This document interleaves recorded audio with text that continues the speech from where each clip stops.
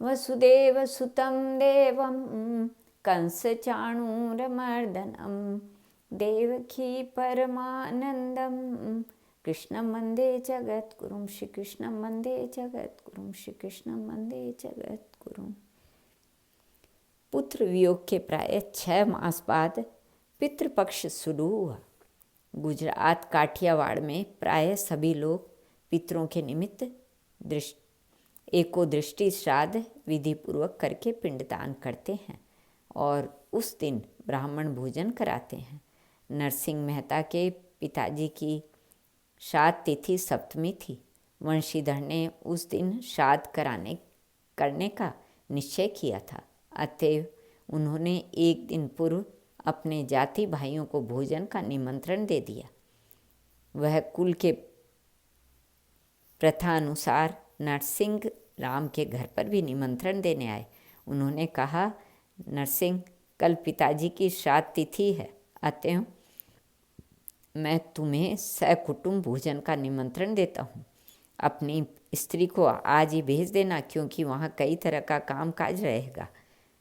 तुम भी कल प्रातःकाल 7 बजे आ जाना। वैरागियों के अखाड़े में एक दिन मत जाना। नरसिंह राम ने बड़े शांत चित्त से उत्तर दिया, भाई, साधु संत तो मुझे प्राणों से भी अधिक प्रिय हैं, अतः मैं तो साधुओं की सेवा करके ही आऊँगा। मेरी स्त्री भी भगवान का नैवेद्य तैयार करने के पश्चात कल ही आएगी। अहो, भीख मांग मांग कर साधु सेवा करने का दम्भ रखने वाले का मिजाज, इतना मिजाज, यदि तू इतनी लापरवाही रखता है तो फिर पिताजी का श्राद्ध क्यों नहीं कर लेता? वंशीधर क्रोध से तमतमाते हुए बोले, भाई, जब आपकी आज्ञा है तो मैं अवश्य पिताजी का श्राद्ध करूँगा और अपनी शक्ति के अनुसार 2-4 ब्राह्मणों को भोजन करा दूँगा। इतना सुनते ही मानो वंशीधर के जल्हे पर नमक पड़ गया। इधर भक्तराज ने श्राद्ध करने का निश्चय तो कर लिया, परंतु घर में शेर भर भी अन्न का ठिकाना नहीं था। माणिक बाई ने उन्हें निश्चिंत देखकर उनके समीप जाकर कहा, स्वामीनाथ, कल आपने पिताजी का श्राद्ध करने का निश्चय किया है। घर में शेर भर भी अन्न नहीं है। प्रिय, पहले मुझे प्रभु का भजन कर लेने दो। इसके बाद मैं बाजार जाकर कुछ सामग्री कहीं से उधार लेने की चेष्टा करूँगा। यदि उधार नहीं मिला तो मेरे नाथ जाने और पितर जाने। भक्तराज ने उत्तर दिया, स्वामीन, हम उन परमात्मा को नाथ तो मान ही बैठे हैं, परंतु उनके घर न्याय कहाँ है? देखिए, भाई के घर पर तो इतनी अधिक संपत्ति और हमें नित्य अपने पेट की ही चिंता लगी रहती है। इतना कहते कहते माणिक बाई के नेत्रों से अश्रुधारा चलने लगी। साध्वी, तू बार बार ऐसी अश्रद्धा प्रकट करते हुए व्यथा क्यों भाषण करती है? वास्तव में आज हम कसौटी पर हैं और ऐसी कसौटी है ही मनुष्यत्व की सच्ची परीक्षा है। मेरा दृढ़ विश्वास है कि उस परम पिता के दरबार में कभी भूल कर भी अन्याय नहीं होता। नाथ, क्षमा करें, अब मेरी आंखें खुल गई। अब अगर इससे भी अधिक कोई कष्ट आ पड़े तो मैं विचलित न होऊंगी और उस कृपालु जगन्नाथ पर पूर्ण विश्वास रखूंगी। मेरे पास ये 2 मासे का एक सोने का कर्ण फूल है।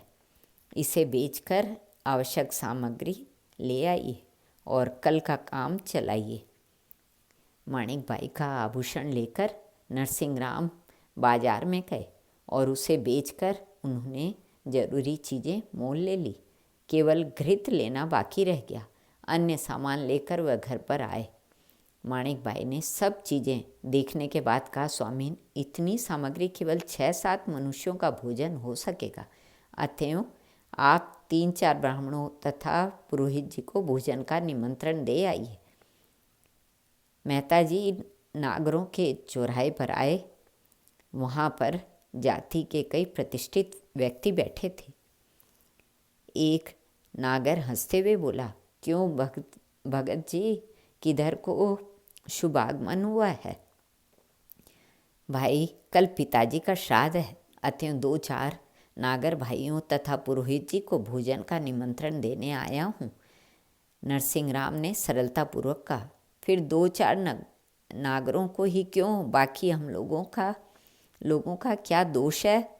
क्या ये सब लोग आपके पिताजी के श्राद्ध के अवसर पर आपके घर आकर भगवान का प्रसाद नहीं पा सकते? मेहता जी, वंशीधर के घर पर जाति भोजन का निमंत्रण होने पर भी आपको दुख मानने का कोई कारण नहीं है। आपके घर चलकर हम सब लोग भगवान को समर्पित किया हुआ नैवेद्य अवश्य ग्रहण करेंगे। किसी की कीर्ति को कलंकित करने के लिए दुर्जन अत्यंत नम्र बन जाते हैं। नरसिंह राम ने मन में विचार किया कि जब जाति के सभी प्रतिष्ठित व्यक्ति भगवत प्रसाद की अपेक्षा रखते हैं, तब उनका अनादर करना उचित नहीं।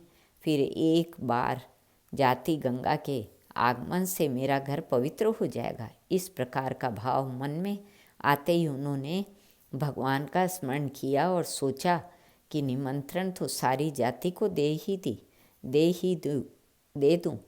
फिर परमात्मा की जो इच्छा होगी वह होगा ही। बस उन्होंने पुरोहित जी से कहा, पुरोहित जी, आप 700 घर के सभी जाति भाइयों को भोजन का निमंत्रण दे आइए। कल सायंकाल श्री द्वारिकाधीश की जय ध्वनि करती हुई जाति भैया मेरी पर्णकुटी को पावन बनावेगी। यह भी एक आनंद का विषय होगा। इस निमंत्रण की चर्चा सारी नागर जाति में फैल गई। आज लोगों ने भगत को फंसा ही लिया। कोई कहता, आज तो लोगों ने भगत को फंसा लिया। दूसरे दिन प्रातःकाल होते ही भजन आदि की से छुट्टी पाकर नरसिंह राम घी का पात्र लेकर बाजार में चले। नरसिंह राम को बाजार गए बहुत देर हो गई थी। माणिक बाई सोचने लगी, क्या हुआ जो घी लेकर नहीं लौटे? क्या घी नहीं मिला? अगर नहीं मिला तो फिर श्राद्ध और ब्राह्मण भोजन कैसे होगा? क्या आज ब्राह्मण दरवाजे पर भूखे लौट जाएंगे? दरवाजे से भूखे लौट जाएंगे? अहो, कितना बड़ा पाप लगेगा। माणिक बाई इसी चिंता में बेचैन थी कि अकस्मात भगवान की आज्ञा के अनुसार सेठ वेशधारी अक्रूर जी सारा सामान छकड़ों पर लादे लेकर आ पहुँचे। माणिक बाई की चिंता एकाएक दूर हुई और वह बड़ी प्रसन्नता के साथ सारी सामग्री यथास्थान रखवाने लगी। थोड़े समय में ही स्वयं भगवान भी नरसिंह राम के रूप में घी लेकर आ पहुँचे। इस गुप्त रहस्य को कोई नहीं जान सका। माणिक बाई ने मेहता रूपधारी भगवान से प्रश्न किया, इतनी देर कहाँ लगा दी? मैं बड़ी चिंता में पड़ गई थी। इतना सब सामान कहाँ से प्राप्त हुआ? सती, आज पिताजी के श्राद्ध के उपलक्ष्य में सारी नागर जाति को भोज देने की परमात्मा की इच्छा हो गई। यह सब सामान उन्हीं का दिया हुआ है। भगवान ने हर्ष के साथ उत्तर दिया, नाथ, मैं रसोई पानी का सारा प्रबंध करती हूँ। आप शीघ्र पुरोहित जी को बुला लाइए। मध्याह्न का समय हो गया है। अब श्राद्ध का कार्य करना चाहिए। भक्त वेश में भगवान पुरोहित जी के घर पहुँचे। उन्होंने विनीत स्वर में कहा, पुरोहित जी, समय हो गया है, कृपया मेरे घर पधार कर एक उद्दिष्ट श्राद्ध करा दीजिए। हमारे भक्तराज जो लोक दृष्टि में वास्तव में निर्धनी तो थे, फिर उनका कार्य करने के लिए पुरोहित जी कैसे तैयार होते? अतएव उन्होंने स्वार्थ में अंधे होकर कहा, नरसिंह राम, तुम जानते ही हो कि आज वंशीधर भाई का भी निमंत्रण आया है। मैं उसको छोड़कर तुम्हारे घर कैसे चला जा सकता हूँ? क्यों पुरोहित जी, क्या मैं आपका यजमान नहीं हूँ? आपकी दृष्टि में तो धनवान और निर्धन सभी यजमान एक समान होने चाहिए। नरसिंह रूपधारी भगवान ने कहा, सभी यजमान समान कैसे हो सकते हैं? तूने तो सारी जिंदगी में आज निमंत्रण दिया है और वंशीधर का बराबर ही निमंत्रण आया करता है, फिर आज भी तू भिक्षुक दक्षिणा ही कितनी देगा? अच्छा महाराज, अब आज से इस्तीफा दीजिए कि नरसिंह का मैं आज से कुल पुरोहित नहीं रहा, मैं कोई दूसरा ब्राह्मण खोज लूँगा, भगवान ने कहा। पुरोहित जी ने ताव में आकर इस्तीफा लिख दिया। पत्र लेकर भगवान वहाँ से चले आए। रास्ते में एक मूर्ख निर्धन ब्राह्मण दिखलाई पड़े। भगवान ने कहा, महाराज आप मेरे घर एकोदृष्ट श्राद्ध कराने के लिए पधारिए।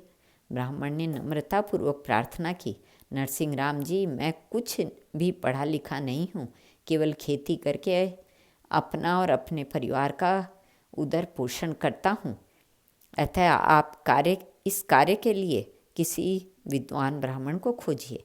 महाराज आप ही सच्चे ब्राह्मण हैं और सब कुछ जानते हैं, आप कृपा कर मेरे घर पधारिए।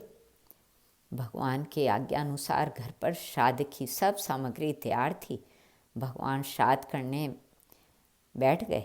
भगवान का स्पर्श पाने मात्र से मूर्ख ब्राह्मण समस्त वेद शास्त्र का प्राकंड विद्वान बन गया और उसने अत्यंत विधिपूर्वक श्राद्ध का काम पूरा करवाया। जो भगवान उसके लिए इसमें आश्चर्य की ही क्या था।